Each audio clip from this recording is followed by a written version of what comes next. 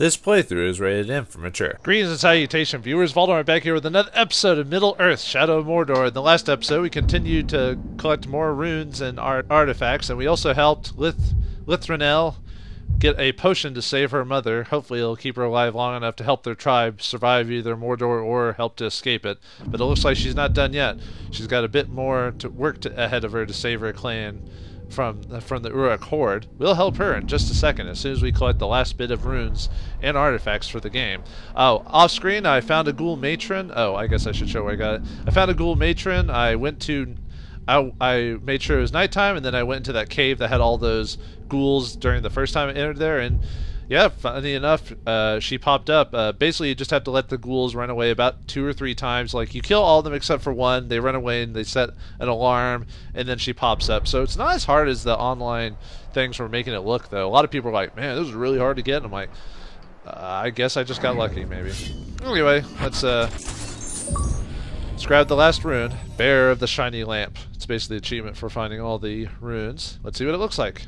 Oh, it's Mi Shandi Ehor here.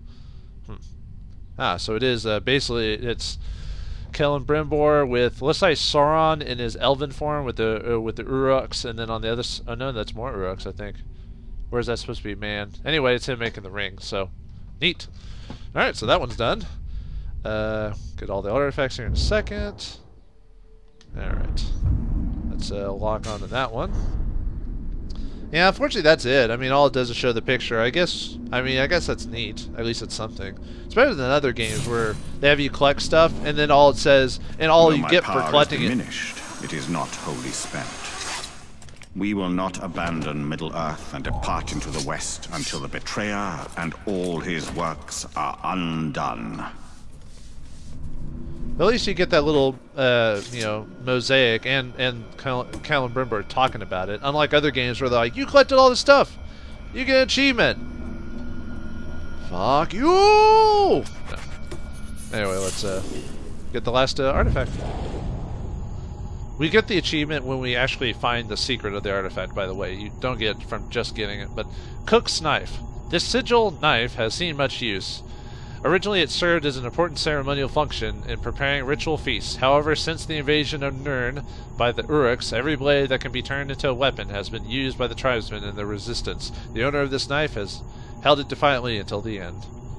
Alright, let's see if we can find that. Here it is. Here, take this. I want someone watching over Queen Marwen at all times. I am afraid she may do harm to herself. Now go. Mother. What is happening to you? Is this gift worth the price you are paying? The end of darkness is worth whatever price. Such is the spirit of Nirn and Nitharium. Nirn needs you, Mother. These visions do not bring us enough benefit to befit your loss. But they do, my child. I have seen a vision of the Ringmaker, Celebrimbor himself. It is through him alone that Nirn may be saved. I mean, yeah, you get an achievement for finding everything, but at least you get little bits and pieces of characters and about the world and everything, so at least it gets something for it. I mean, I guess if you don't care about that stuff, there's not much I can really say, but... Alright, before we continue on, I want to read up some messages we hadn't gotten before, that we've, like, either missed or I didn't click on in time, before we do the mission. Ulag Grag. The oversized Graug is a nigh insufferable juggernaut of wanton destruction, crushing, and mayhem. These behemoths grow to 15 feet tall or more, and their skin grows tough and leathery, making them extremely resistant to all manners of arrows, bolts, and bladed or blunt weapons. They are feral beasts, naturally combative, highly territorial, and ill-mannered. Graugs are uncommon in Mordor, but pose a genuine threat to the Uruks, especially when their lairs are encroached upon. Even trolls steer clear of the giant beasts when they do. And when they do not, they tend to die horribly. Sauron has begun to use Graugs to crossbreed powerful hill trolls, scaly monsters able to tolerate even noonday sunlight. Oh, that's right, trolls are turned to stone during the... Okay, Morgul flies. Yeah, I found these a while back when you first destroy one of those things. Morgai flies. With Mordor's predilection for unburied corpses, Morgai flies have become a mainstay. Their nests can be found hanging anywhere there might be flesh, and any disturbances sends the insects into a frenzy. When this happens, the malevolent creatures swarm, working in concert with one another, creating a relentless, stinging mass powerful enough to overwhelm even an armored-clad Uruk. The red markings on their back are reminiscent of the blazing eye of Sauron, and these creatures are extensions of his dark spirit. Let's see. Got anything else? I think I didn't read these off, these Hellhawks. You get these from killing one of those Hellhawks. Hellhawks. Mordor's skies have seen their share of sparrows, finches, eagles, falcons, and crows, but the Hellhawk is relatively newcomer. They are smaller cousins to the winged fell beasts in the Ares of Nan Monolith.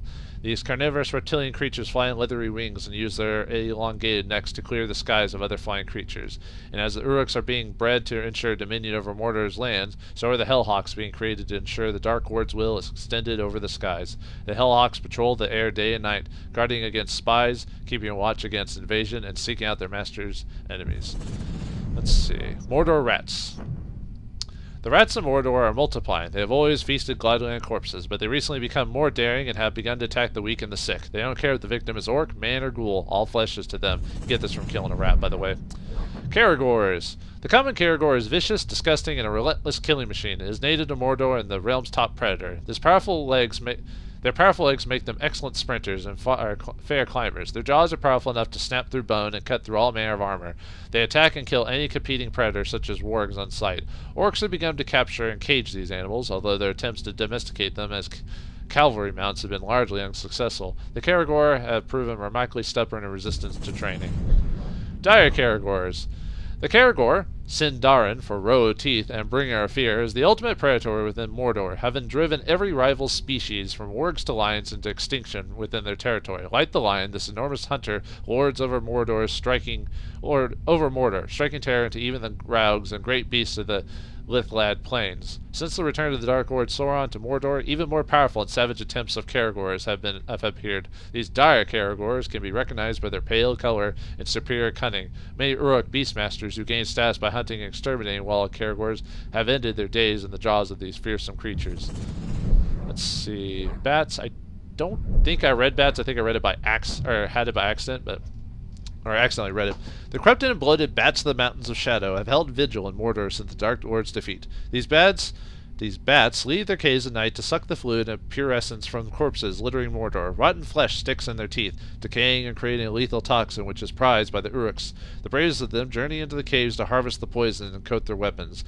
Those Uruks that get poisoned become horribly diseased and bloated, wearing their deformities and marks of honor. The poison slowly eats at their minds, sending them nightmares of demonic man-bats who prey on fears. The ghouls are the only predators of the bats. Those that survive naturally mix the poison with their caustic digestive juices, creating a deadly cocktail of projectile vomit. Kind of reminds me of Batman for some weird reason, mentioning a man-bits. Oh, great beast. I think they mentioned this somewhere before, but a monster of this strength and size, without reservation, be referred to as a great beast. A distant cousin to the Mumakil, these enormous quadrupeds can grow to 35 feet tall and make unrivaled beasts of burden for the Dark Lord's armies. They are powerful enough that no creature, except perhaps for a Gaug or a huge Caragor pack, can hope to bring them down. In the coming war, they prove invaluable in the Dark Lord's growing armies as both transport and weapon. They're kind of similar to those elephant things in the movies that they showed. Okay, I think that's plenty of reading for now. I'll get back to the rest later. But for now, let's finish. Let's help Lithariel with her little quest to help her people. By the way, we're really close to the end, folks. We've only got 2 main missions to go. I think there's a bit of an open world when you beat the game if you want to like complete any stuff, but I've done most of that. The only thing I haven't completed is the final sword mission, and I need to gain another level, or sorry, well, another skill rank. Green, but there is a sickness on it. These waters are bitter, and the creatures within them foul, but they will feed Sauron's war machine. Yeah, most of the stuff in this game can be gotten from just playing the story for the most part. You have to do very little grinding. The only thing I've had to like grind for is straight up experience, like skill experience. So that's probably one of the more annoying things about that. So luckily there's no achievement for that. Anyway, the rescue. In her desperation to help her mother, Lithariel has been infiltrating the Uruk stronghold. She has not returned since leaving our last mission. Uh-oh. Looks like we gotta help her out. Well, like I said, her mom did us a good turn despite her being controlled. such a shame. If you truly know nothing, then you're of no use to me.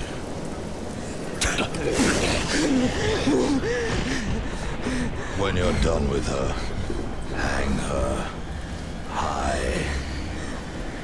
Make sure the Grave Walker can find her. You aren't going anywhere, Slack. Tell us where it's hiding and we'll kill you quick.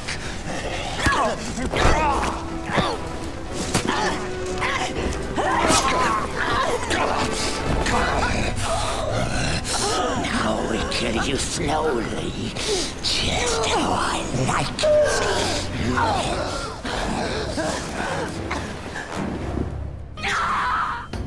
Looks like she got caught by the Black Hand, or not Black Hand, whatever that death cult is of the, or death cult assassins of the orcs.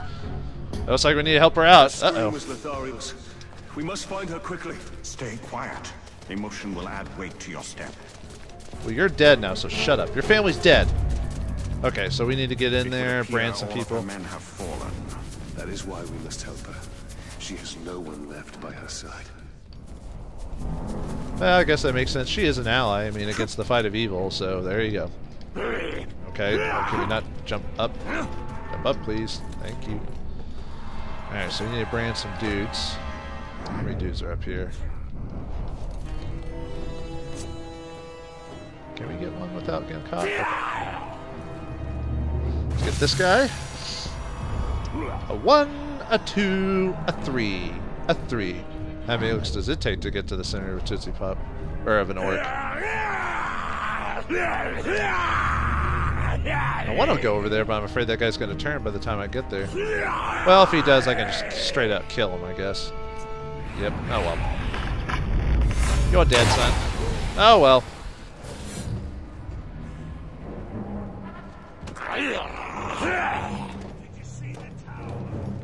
Let's cause some tear. They'll deal with that.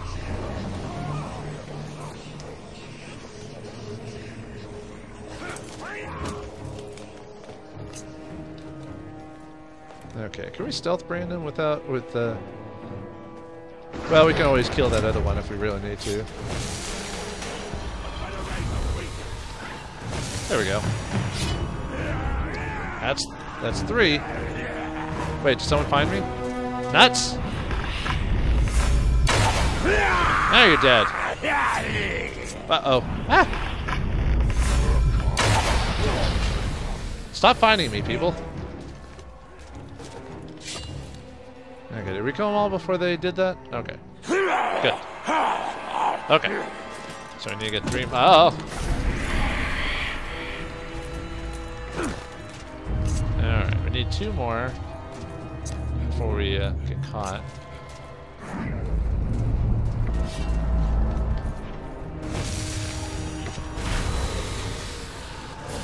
Uh-oh. Ah. Run! Run! Whew. Almost got seen. Excellent. Okay. Just 2 more. Man, that one that's supposed to like brand multiple people doesn't seem to work in this mission. Oh well. Alright, let's find her and help her out. She can help for herself, but she is in a bit of a bind, so, you know, even it out. Even it out. She tried to escape, and we're helping her escape. She can do it by herself. Maybe if we make her bleed a little, she'll start talking. Down on her knees.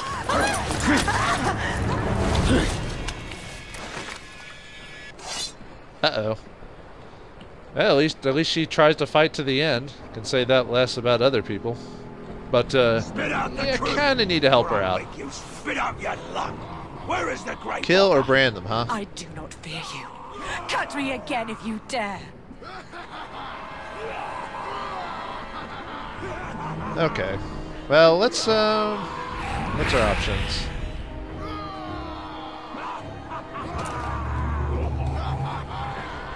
Yeah, let's go ahead and brand them. Why not? You want the Grave Walker? Here I am! Oh, good. Did I get him?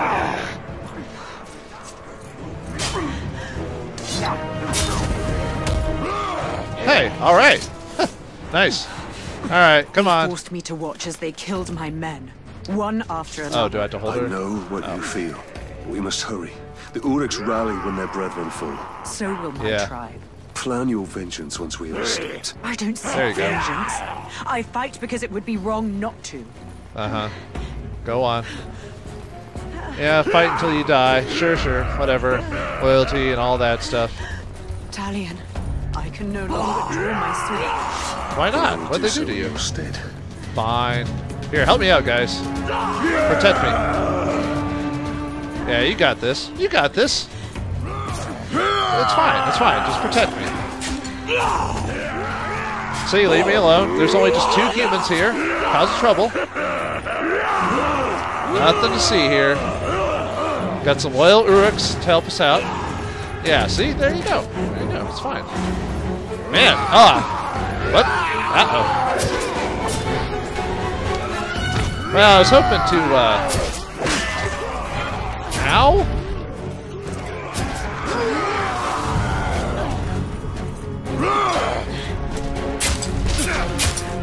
Ow! Get off me!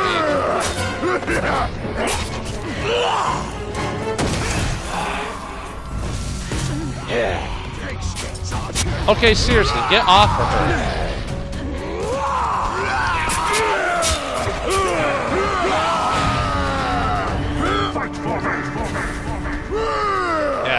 Yeah, help me out there, dudes. Yeah, get off my ass. There we go. Yeah, leave me alone. Wait, what? Aw, come on, game. I'm but a handicap to you, Talia. You are, but I am the handicap fuck to you. off. You have the warrior There are spirit 5 people here. Help me out. To fight in such a vigor for battle. I have no choice. In the face of darkness, it is our duty to bring light. Help me out, guys. You're supposed to be branded to help me. What the hell? Steady. Seriously. Let's make haste. My leg is broken, not my spirit. The Tower of Sauron interrogated me on your whereabouts, but I did not betray you. You've proven my faith. As you now prove mine. Yeah, fuck off, game. Jesus Christ. There's like 50 people here with like brandings. And they can't fight off the 1-2 that like want to fight me. I mean, don't give me that bullshit, game. I mean, what's the point of having the branding symbol if it doesn't do anything? You know? The horde is endless. My sword can only take so many. Oh, God. You guys better handle it, otherwise I'm going to be rather annoyed indeed. Ugh! Fuck off! Yeah, burn, baby, burn. Disco Inferno.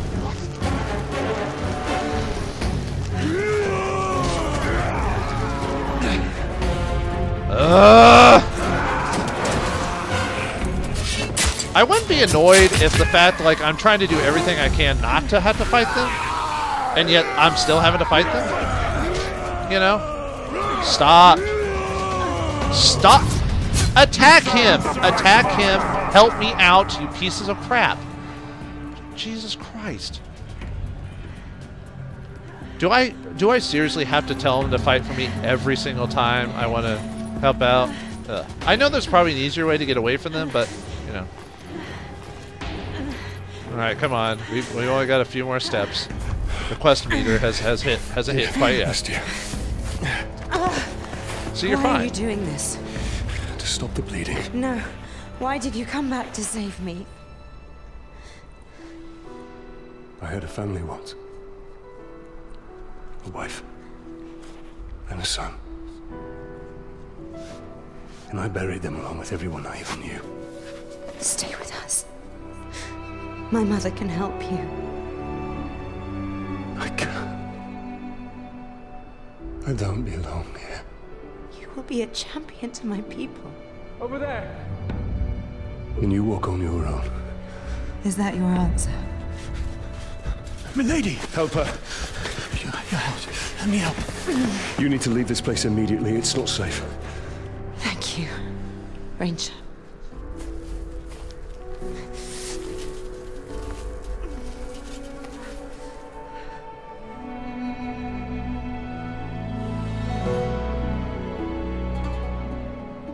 Damn it, Tavian, why do you have to be honorable and focused on your vengeance? You could have lived with her and her tribe forever and ever and had wonderful sex with Lathriel. You know she was into you, and you her, but nope.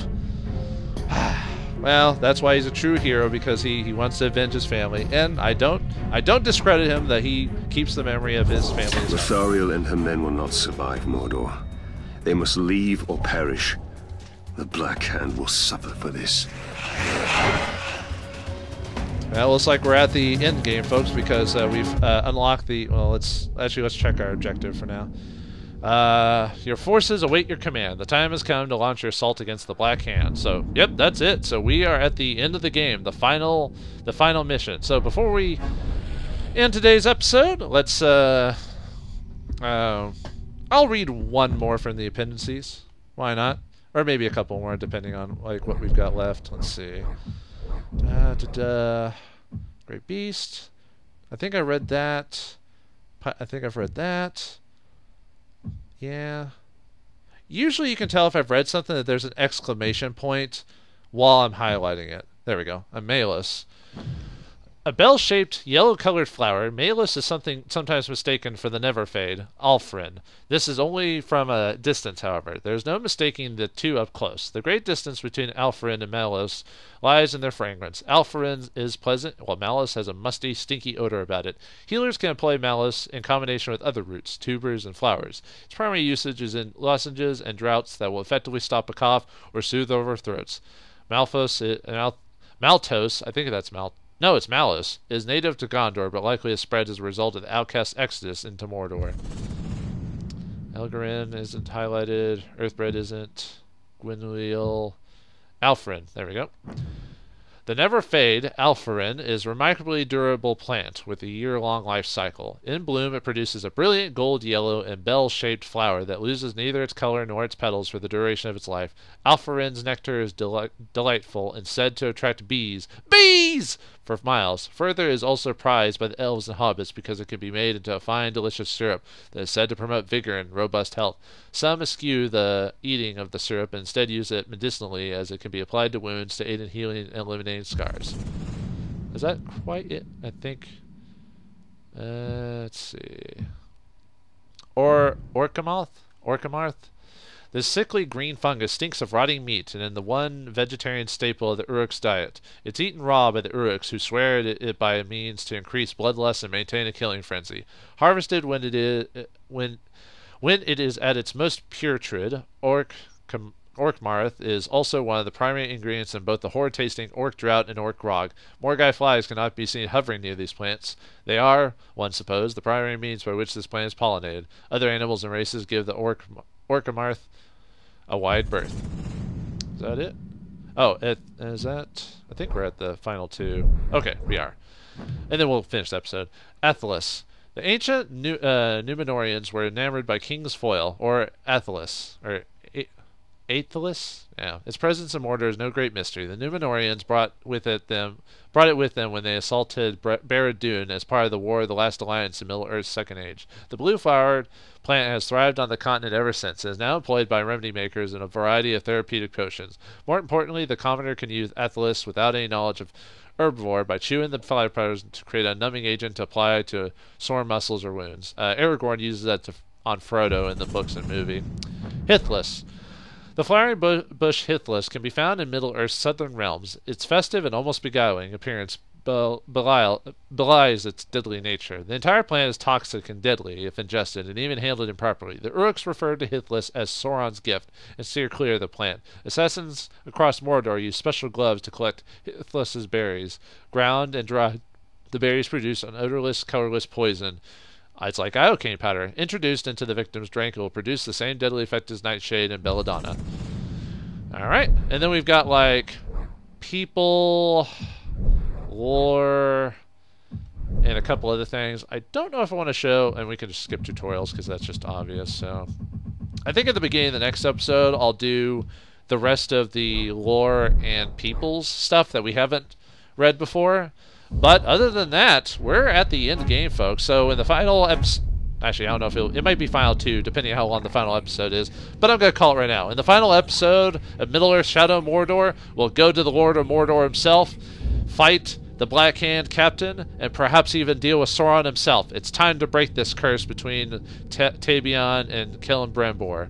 Thanks for watching, hope you enjoyed, and I'll see you next time.